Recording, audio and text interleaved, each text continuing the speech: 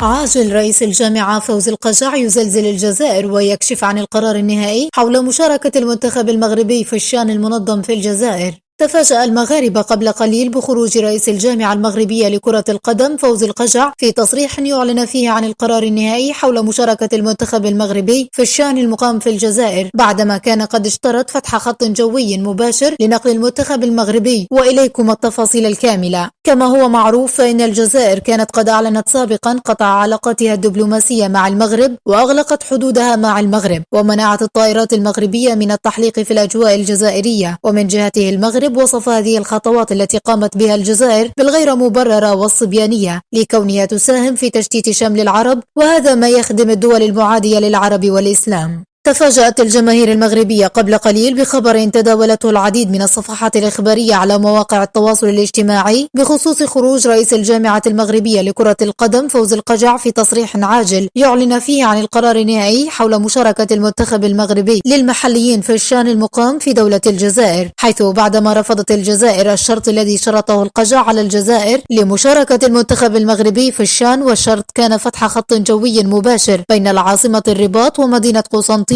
لنقل المنتخب المغربي. أعلن فوزي القجع عدم مشاركة المنتخب المغربي في الشأن والانسحاب بشكل رسمي، وهذا ما سيضر الجزائر ويحرمها من احتضان كأس أمم أفريقيا 2025.